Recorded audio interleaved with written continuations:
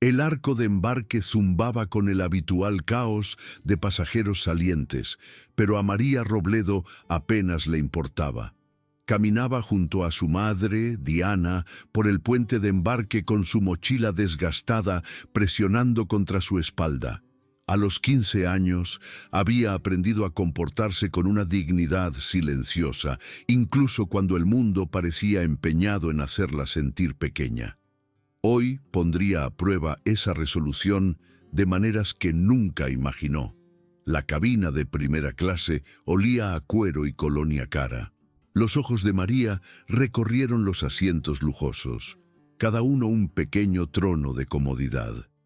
Diana había ahorrado durante meses para poder pagar esos billetes, una sorpresa de cumpleaños destinada a celebrar los logros académicos de María. La chica había conseguido becas, ganado concursos de redacción y mantenido notas perfectas mientras compaginaba un trabajo a tiempo parcial en el centro cívico. Se suponía que este vuelo era una recompensa, una muestra del lujo que su duro trabajo podría proporcionar algún día de forma permanente. Pero la celebración se convirtió en confrontación en el momento en que llegaron a la fila 3. Un chico, quizás de 17 años, estaba tumbado a lo ancho del pasillo con la arrogancia casual de alguien a quien nunca le habían dicho que no.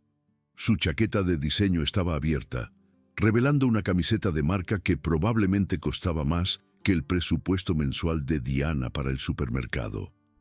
El pelo rubio caía sobre su frente en ondas cuidadosamente peinadas, y sus ojos azules contenían la fría diversión de alguien a punto de disfrutar de una broma privada a expensas de otro. Sus piernas estaban estiradas, un pie apoyado deliberadamente en el reposabrazos del asiento asignado a María, el otro bloqueando el estrecho pasillo. Diana se aclaró la garganta suavemente. «Perdona, por favor. Necesitamos llegar a nuestros asientos». El chico no se movió.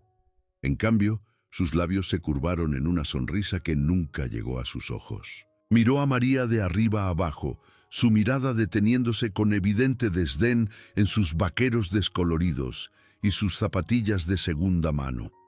Cuando finalmente habló, su voz tenía el volumen justo para asegurarse de que otros pudieran oír. «Esta sección es para gente que pertenece aquí», dijo cada palabra goteando burla. «Pero bueno, te haré un trato.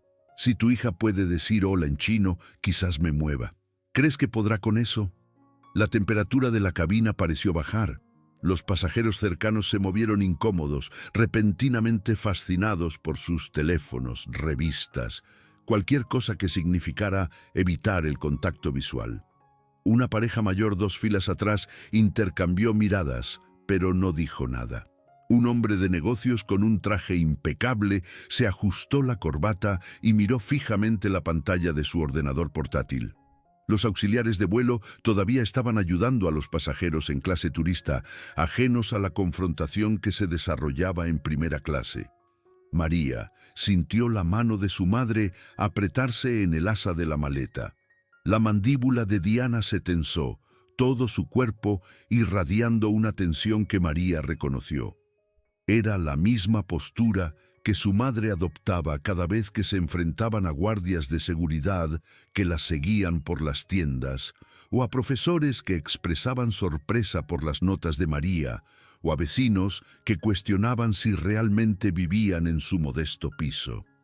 El agotamiento de probar constantemente su derecho a existir en espacios que otros daban por sentado.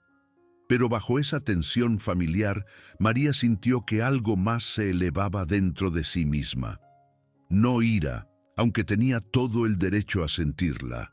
No vergüenza, aunque el chico claramente la esperaba. En cambio, una claridad feroz se asentó sobre ella como una armadura.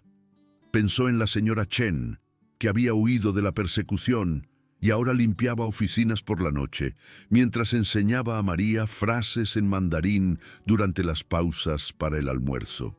En el señor Okonkwo, que una vez fue profesor universitario, ahora conducía un taxi, pero siempre dispuesto a compartir historias en su lengua materna, el Igbo.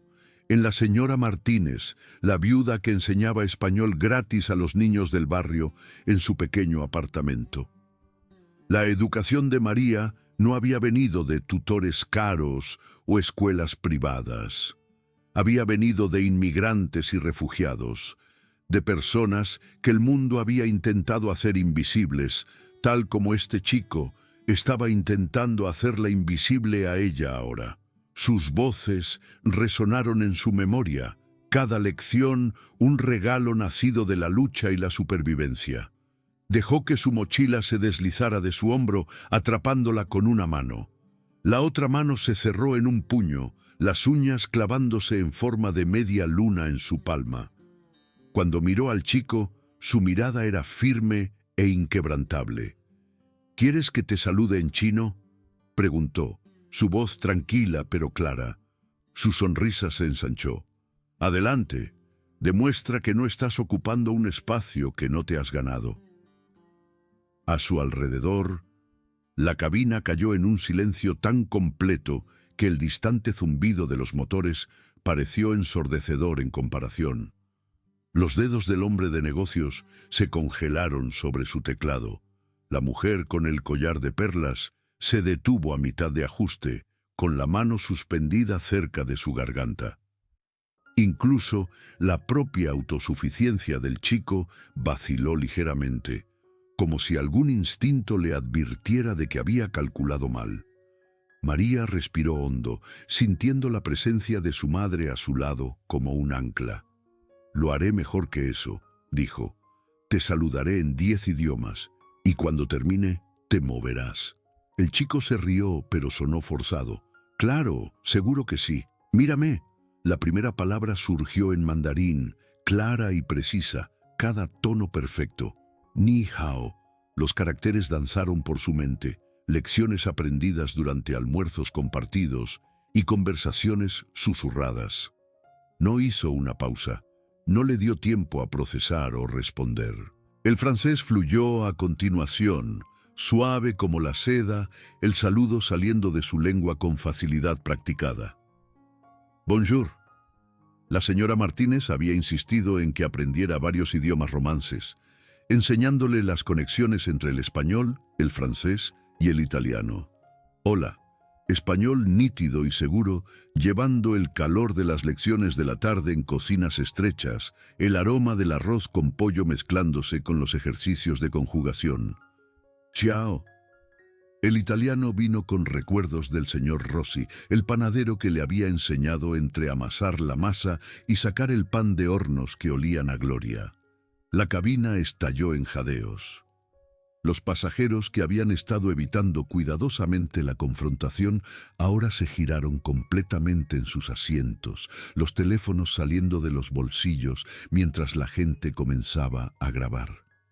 La sonrisa del chico se agrietó, la incertidumbre parpadeando a través de sus rasgos como estática. Pero María no había terminado.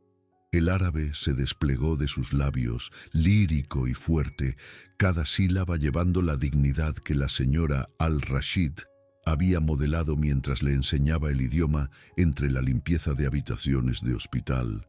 Marhaba, el portugués, siguió, enseñado por la familia brasileña que dirigía la tienda de la esquina y trataba a María como a su propia hija. Hola. El ruso vino a continuación, consonantes duras suavizándose en su boca, un regalo de la anciana que había sobrevivido a las guerras y acompañaba a María a casa desde la biblioteca en las noches frías, enseñándole frases que sabían a pan negro y determinación. Privet.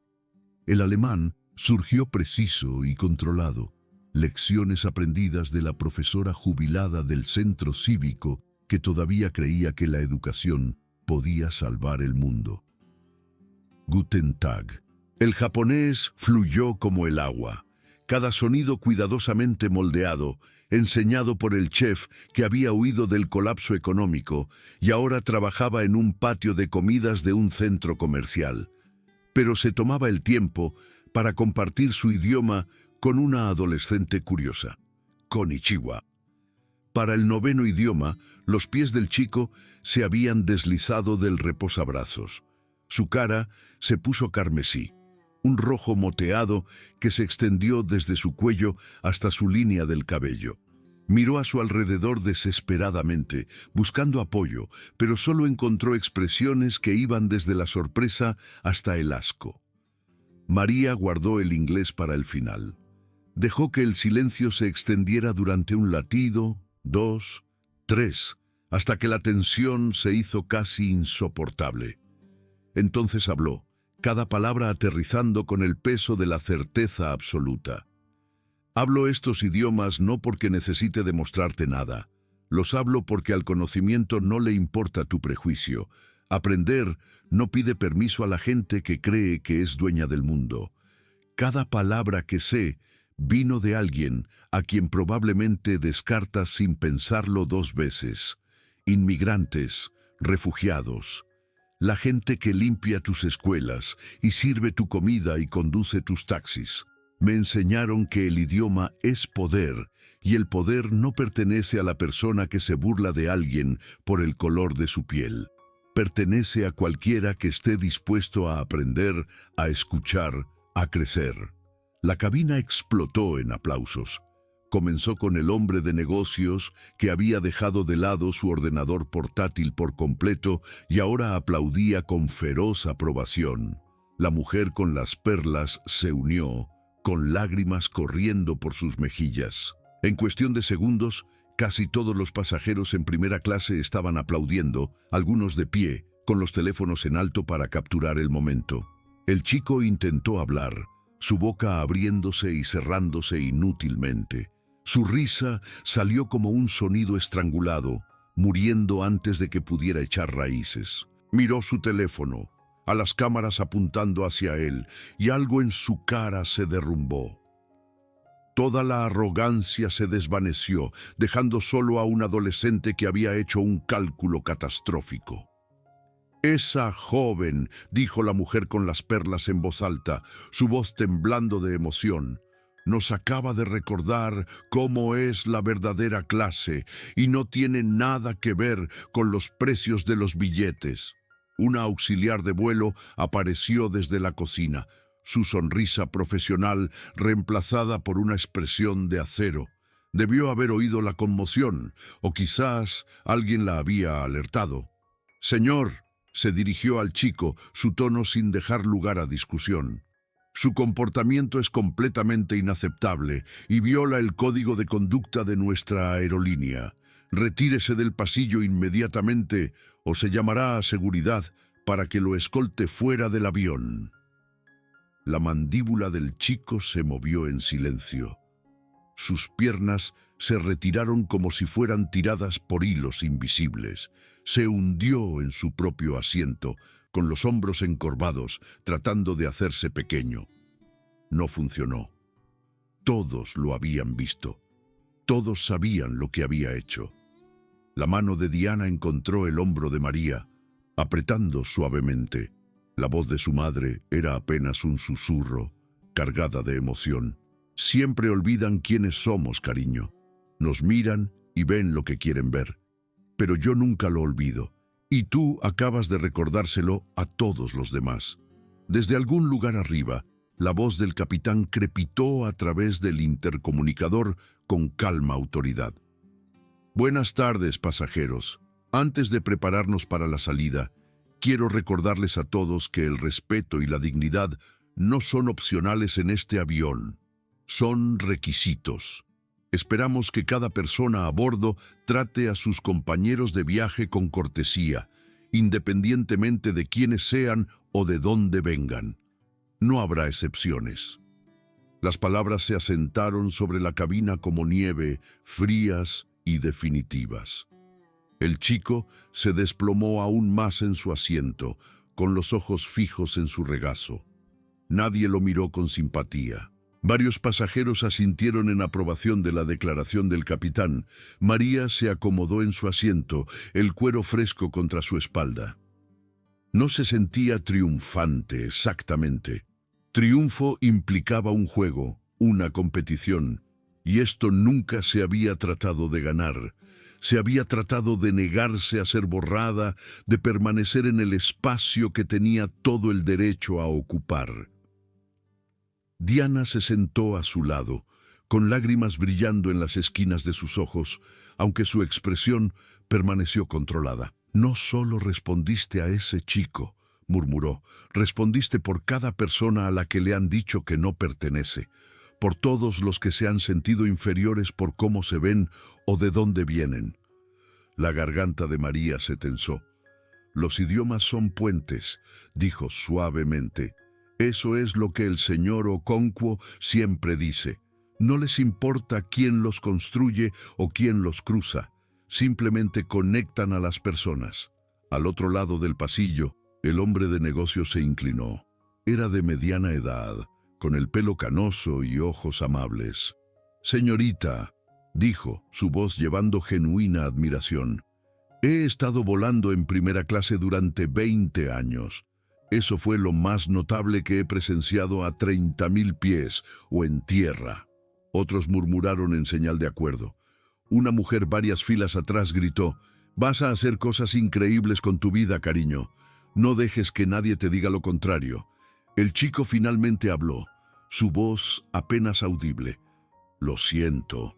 Las palabras salieron delgadas y huecas, una disculpa ofrecida demasiado tarde y con muy poca convicción.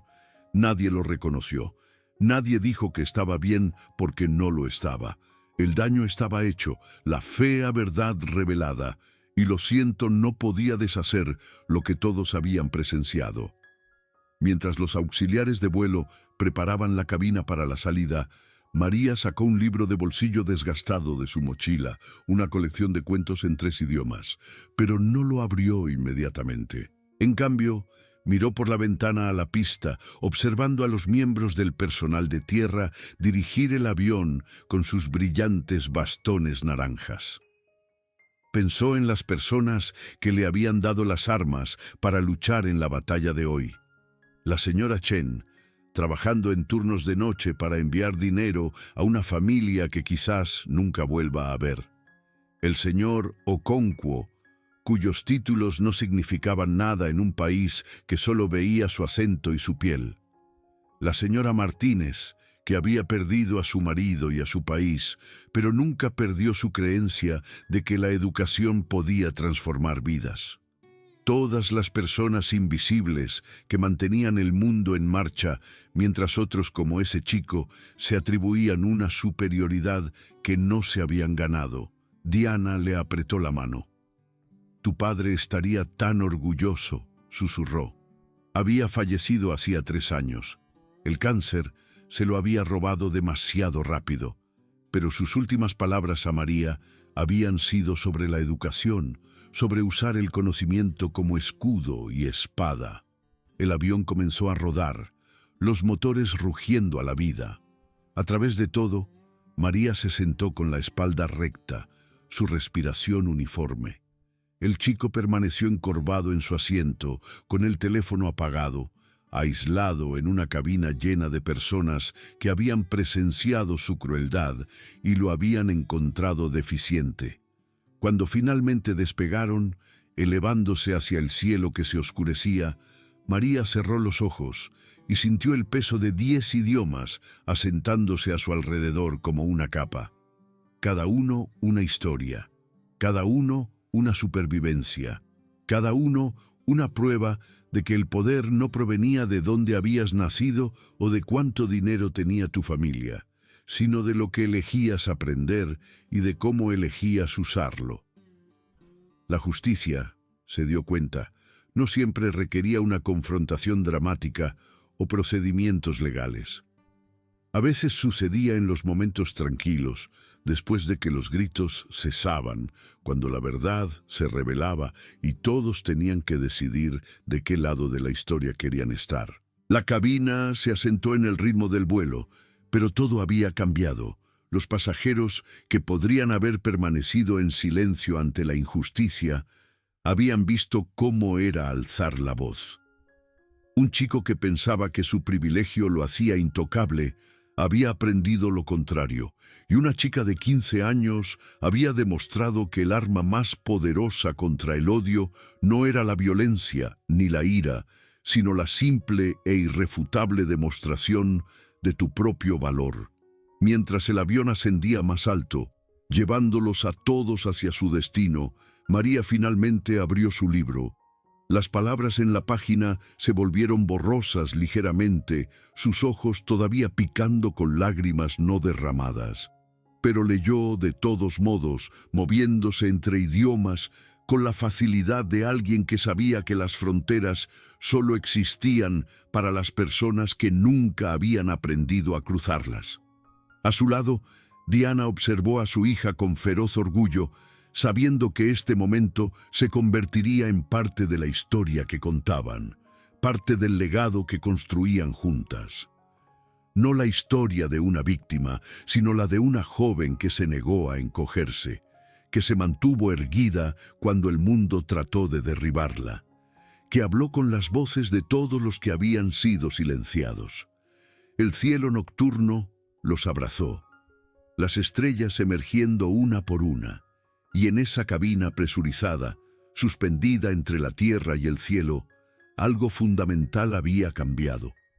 No fue dramático ni ruidoso, fue simplemente el reconocimiento silencioso de que la dignidad no podía ser arrebatada a alguien que conocía su propio valor, y que ese valor no tenía nada que ver con la opinión de nadie más. María pasó la página y en algún lugar abajo el mundo continuó girando, cambiado en pequeñas formas por lo que había sucedido hoy, incluso si aún no lo sabía.